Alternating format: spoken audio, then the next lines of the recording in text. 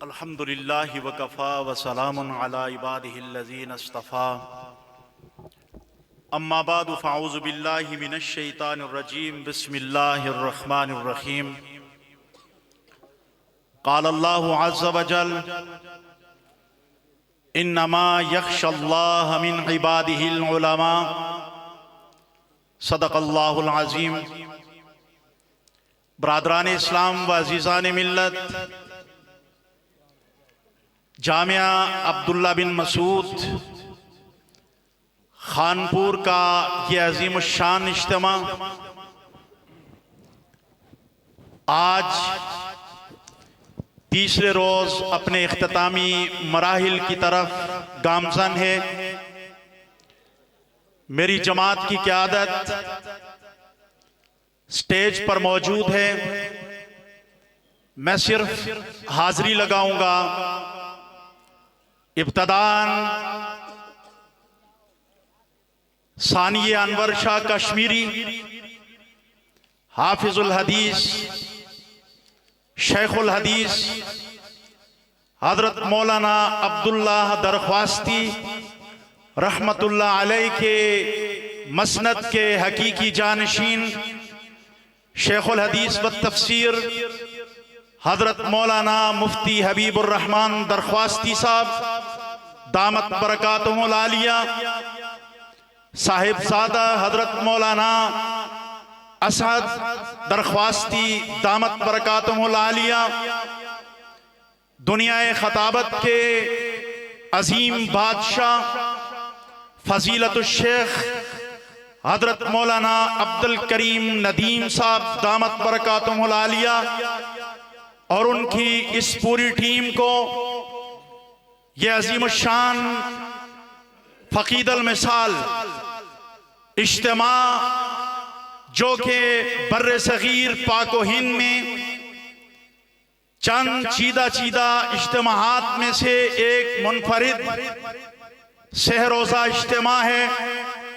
اس کے کامیاب انعقاد پر اور ملک پاکستان میں اعلاء کلمت اللہ، دفاع ختم نبوت و دفاع صحابہ و اہل بیت کے لیے گراں قدر خدمات سر انجام دینے پر ان حضرات اور ان کی پوری ٹیم کو عمیق قلب سے میں مبارکباد پیش کرتا ہوں۔ برادران اسلام، میں نے یہاں بیٹھے حضرت مولانا عبد الکریم ندیم صاحب سے پوچھا کہ یہ سہ روزہ تبلیغی اجتماع آیا یہ سالانہ اجتماع ہے، ختم قرآن کا ہے، ختم بخاری کا ہے؟ انہوں نے فرمایا ختم بخاری کے موقع پر ہے۔ میں اس موقع پر نہایت سادہ انداز میں اپنے عزیز طلبہ اور عوام الناس کی خدمت میں ایک نقطہ پیش کر کے، ایک بات پیش کر کے اجازت چاہوں گا۔ میرے عزیز طلبہ اور ساؤتھ پنجاب کے عظیم لوگوں، امام بخاری رحمت اللہ علیہ کی کتاب صحیح البخاری جس کو ان طلبہ نے اختتام پذیر کیا اور اساتذہ نے پڑھایا، اس کا پہلا باب کیف کان بدء الوحی الی رسول اللہ صلی اللہ علیہ وسلم، اس باب کے تحت سیدنا عمر بن خطاب رضی اللہ تعالی عنہ کی روایت جو کہ علماء نے لکھا ہے، بظاہر ترجمۃ الباب سے مناسبت نہیں رکھتی، لیکن یہاں پر امام بخاری نے یہ بات اور یہ میسج دینے کے لیے یہ پہلی روایت لائی کہ تاکہ پوری امت مسلمہ میں اور اس کے پڑھنے پڑھانے والوں میں اخلاص کی دولت آ جائے۔ وہ کیا حدیث ہے؟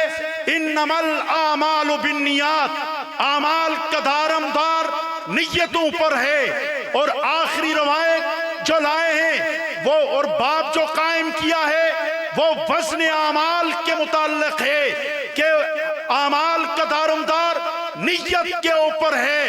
اور عند اللہ وہ عمل وزنی ہوگا جس میں اخلاص کا بیج ہوگا۔ اس کی مثال انبیاء، اولیاء، اتقیاء، اصحاب اہل بیت میں تو بدرجہ اتم موجود تھی، اکابر اسلاف میں تو بدرجہ اتم موجود تھی، لیکن عصر حاضر میں دیکھنا چاہتے ہو تو مولانا شیخ الحدیث عبداللہ درخواستی کو دیکھو کہ انہوں نے اخلاص سے، للہیت سے جس پودے کے لیے بیج بویا تھا، آج وہ پورا باغ بن کے تیار ہے۔ اور یوں دیکھو تو جنگ کی سرزمین سے اٹھنے والا حق نواز جب اٹھا تھا دفاع صحابہ کی تحریک کو لے کر تو تنہا تھا۔ آج کراچی سے لے کر خیبر اور خیبر سے لے کر جموں و کشمیر کے فلک بوس پہاڑوں کے اوپر اس کی جماعت کے پرچم لہرا رہے ہیں۔ یہ اسی اخلاص کا نتیجہ ہے۔ برادران اسلام، یہ اس اخلاص کو اگر دیکھنا ہے تو مجھے نظر آتا ہے علامہ اسرار القاسمی سب سے کم عمر ممبر پارلیمنٹ جو قومی اسمبلی میں ایران کی منافقانہ چہرے سے نقاب اتارتا ہوا نظر آتا ہے۔ مجھے جبل استقامت مولانا اعظم طارق کبھی تحفظ ناموس صحابہ بل اور کبھی نفاذ شریعت بل قومی اسمبلی میں پیش کرتا نظر آتا ہے۔ یہ مولانا حق نواز کے اخلاص کا نتیجہ تھا۔ مجھے کبھی نظر آتا ہے مولانا ضیاء الرحمن فاروقی حکومتی ارکان کے سامنے بیٹھ کر حزب اقتدار کو للکارتا نظر آتا ہے۔ مجھے کبھی علامہ علی شیر حیدری سپریم کورٹ میں دفاع صحابہ کا مقدمہ مضبوط دلائل کے ساتھ لڑتا نظر آتا ہے۔ یہ در حقیقت علامہ حق نواز کے اس اخلاص کا نتیجہ تھا۔ مجھے کبھی ملک کی قومی اسمبلی اور سینٹ آف پاکستان میں ناموس صحابہ والے بیت بل پاس ہوتا نظر آتا ہے۔